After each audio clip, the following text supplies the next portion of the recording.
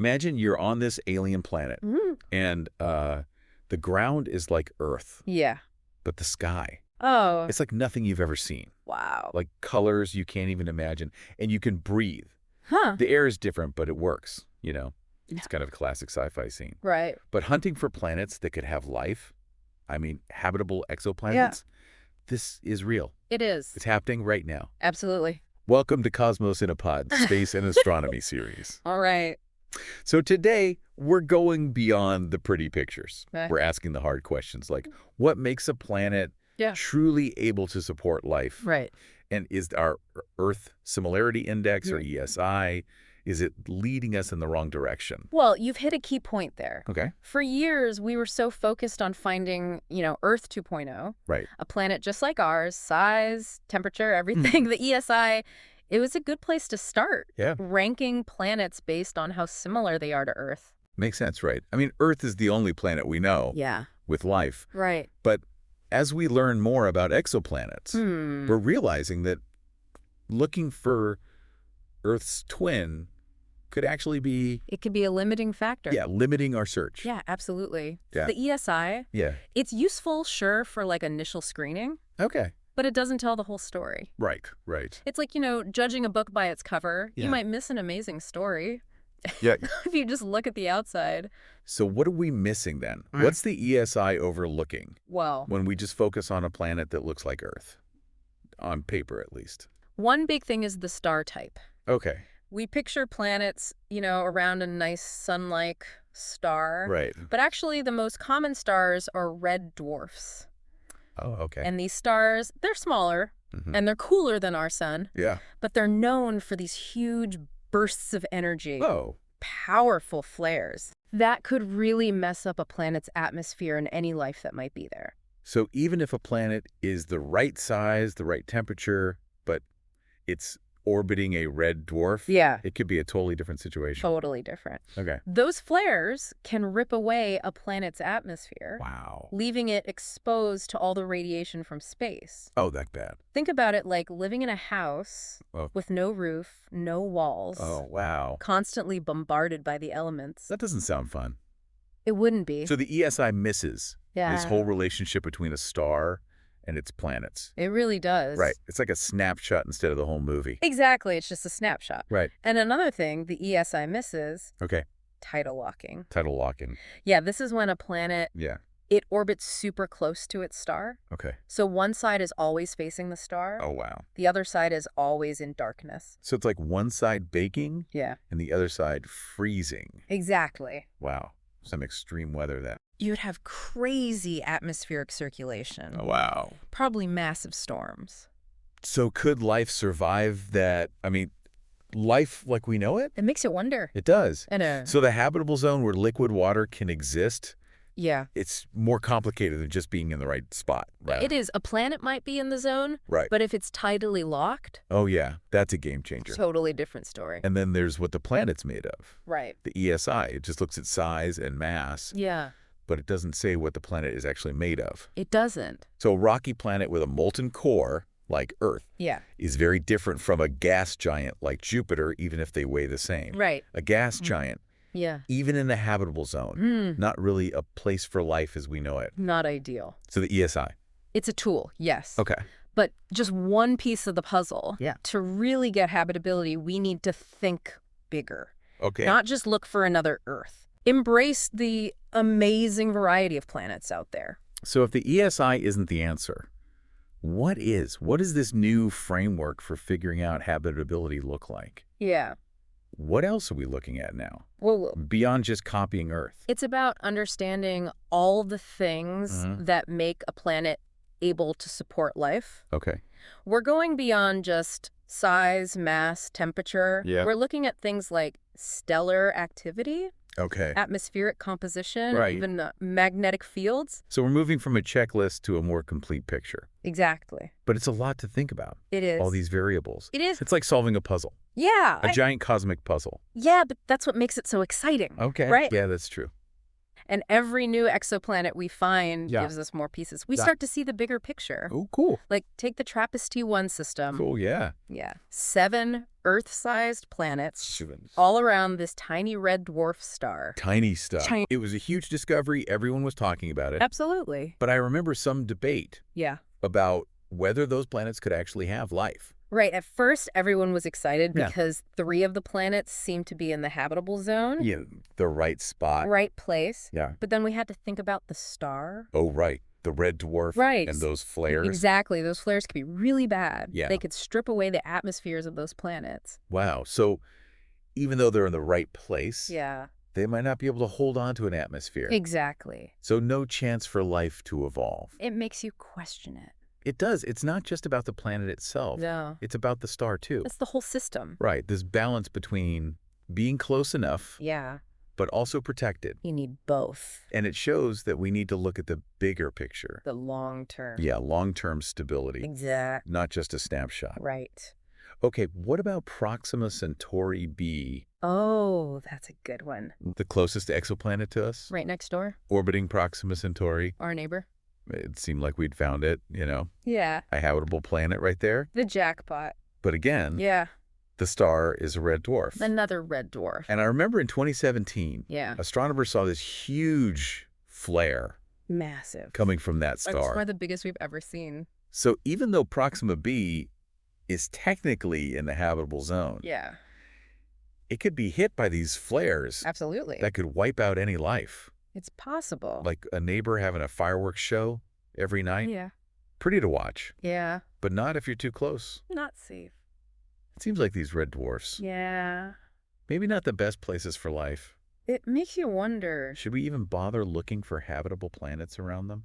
Well, not necessarily. Okay. There's more and more research suggesting that life might adapt, even to these extreme conditions. Okay. Some scientists think life on planets around red dwarfs might be in underground oceans, Oh, interesting. shielded from the radiation. Like a hidden biosphere Yeah. protected from those flares. Yes. That's a cool idea. It is. Life is resilient. It finds a way. Right. It finds a way. Yeah. What about Kepler 186? Kepler 186. It's around a red dwarf, but further out. Yeah, potentially more stable. Hmm? Earth-sized. About the same size. We don't know what it's made of yet, No. or if it has an atmosphere, Not yet. but it's a good one to study further. Definitely a candidate. So each discovery adds more pieces to the puzzle. It does. And it's not just about finding another Earth. Right. It's about understanding all these different It's planets. the diversity. Yeah, and the potential for life, that's totally different from what we know. It's out there.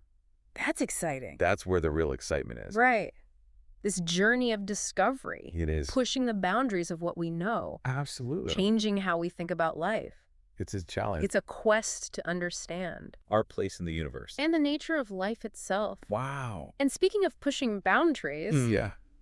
we can't forget about technology. Right? Telescopes like James Webb Oh, yeah. and the upcoming Ariel mission. Okay. They're giving us the tools to actually look into exoplanet atmospheres. Wow. So we're not just finding them. No, We're analyzing them. we can study them. Looking for signs of life. Exactly. Wow. That's incredible. James Webb is so sensitive. Yeah. It can detect water vapor, methane, Okay. all sorts of molecules that could be signs of life. So we're like cosmic detectives. Yeah. Analyzing clues Looking for fingerprints. to figure out what's out there. Exactly. And these new technologies. They're changing everything. Yeah. We're moving beyond the ESI. Okay. We're developing better ways to measure habitability. More nuanced. It's much more nuanced. So we're finally moving past Yeah. just looking for Earth 2.0 We are.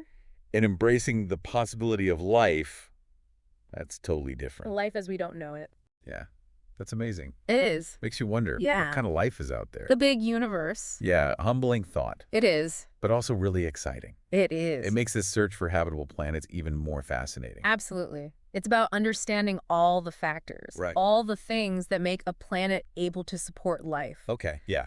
We're going beyond just size, mass, and temperature. Right. Looking at things like stellar activity, Okay. the atmosphere, Mm-hmm. even magnetic fields. So we're moving from a simple checklist Yeah. to a much more, A more holistic.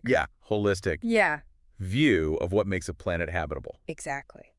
But that's a lot to consider. It is. It's like complex. Yeah, it's a very complex puzzle. It is a complex puzzle, but that's what makes it so interesting. Right. Right? Yeah, I guess so. And every new exoplanet we discover, Yeah. it gives us more pieces. Oh, okay.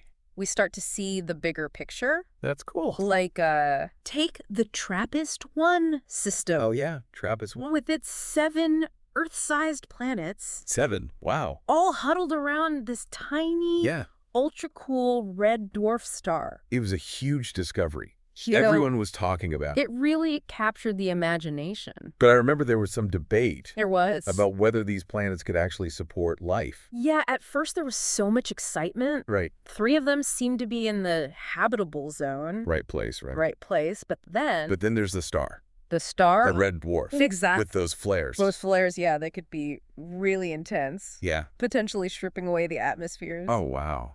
of any of those planets. So even though they're in the right spot, Yeah. they might not even be able to hold on to an atmosphere. It's a real concern. So no chance for life to evolve. It makes you question it. It does, yeah. It's a good reminder that it's not just about the planet itself. Right. It's about the star, too. The whole system. Yeah, the whole system. It's about finding the right balance. Yeah, balance. You know, between proximity and protection. Yeah, being close enough, but also having some sort of shield. Exactly. And it highlights the need to look at the long-term. Yeah, the long-term stability. The stability of the environment. Okay, so another fascinating case study. Oh, yeah? What about Proxima Centauri b? Ah, yes. Proxima b. The closest exoplanet to our solar system. Right in our backyard, cosmically speaking. Orbiting Proxima Centauri. Our nearest star? It seemed like we hit the jackpot. It did. A potentially habitable planet. So close. So close. But then again, the star. The star. Another red dwarf. Another one. And in 2017, yeah, astronomers observed this massive flare. A massive flare, one of the most powerful we've ever seen. Coming from Proxima Centauri. Unbelievable. So even though Proxima b is technically in that habitable zone, yeah, it could be bombarded with these intense flares. Potentially wiping out any life. Wow. It really makes you think. It's like having a neighbor. Yes. Who sets off fireworks every night. Every night. Beautiful from a distance. Sure. But not if you're standing right there. Not safe. So these red dwarf stars, they seem to be pretty common. Very common. But maybe not the best for life. Makes you wonder. Should we even bother looking for habitable planets around them? Well, I wouldn't say that there's a growing body of research No. suggesting that life might find ways to adapt. Okay. Even in these extreme environments. Okay, so life could adapt to these really harsh conditions. It's possible. Interesting. For example, Yeah. some scientists think life on these planets around red dwarfs Yeah. might actually exist in subsurface oceans, Oh, wow. Okay. shielded from the worst of the radiation. So like a hidden biosphere? Exactly. Underground, Quick. safe from those flares? Exactly. That's fascinating. It is a captivating thought. It really is. Life is pretty amazing. It is. It finds a way. It finds a way. Okay, so we talked about Proxima b. Yeah.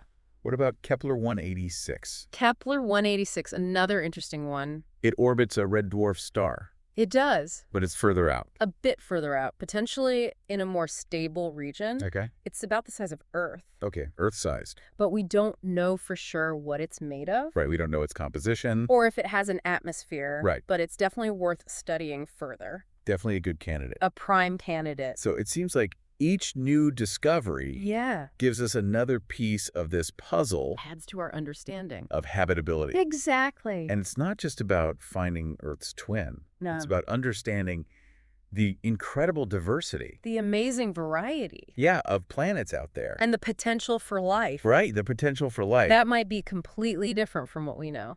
That is exciting.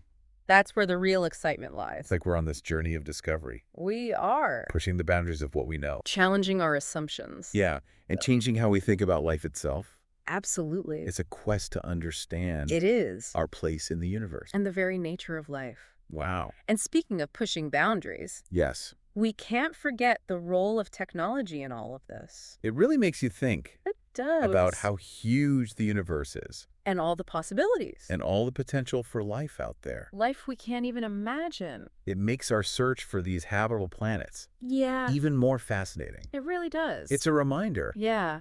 that our understanding of life Mm-hmm. is very Earth-centric. It is. Right, we look for familiar signs, We do. planets like our own. Yeah. But what if life on other planets Mhm. is totally different? What if it's based on different chemistry, Yeah, different building blocks. different energy sources? So we have to broaden our definition of life. We have to. Right. What if there are life forms out there Yeah. that don't need water or oxygen? What if they thrive in environments we consider toxic? It's a humbling thought. It is. It pushes us to be more creative. More open-minded. Yeah, more open-minded in our search. Absolutely. So where do we go from here?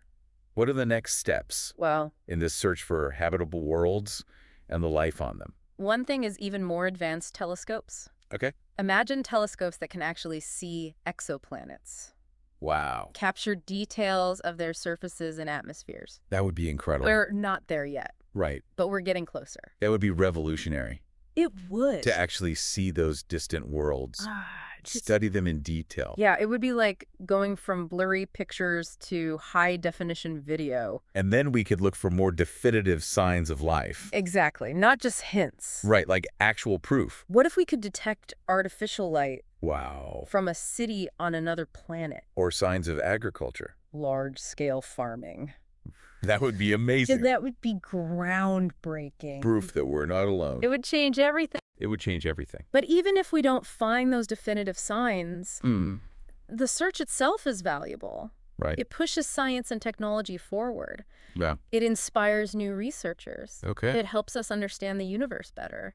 And our place in it. Exactly. It's a reminder that we're part of something bigger. Much bigger. Yeah, a cosmic story that's still being written. And the search for habitable planets and life, Yeah. that's one of the most exciting chapters. It really is. Who knows, maybe one day Yeah. we'll find that life is not just common, but interconnected, Wow. Like a cosmic web of life. linking us all together. That's a beautiful thought. It is. It keeps us curious. It drives us. Yeah, it drives us to explore. Absolutely. Well, thank you for joining us It's been a pleasure. on this incredible journey Yeah. through the search for habitable worlds. It's been inspiring. It has been inspiring. And thought-provoking. It really has. Exploring the challenges. It's a possibility. And the sheer wonder. Yeah, the wonder of the cosmos.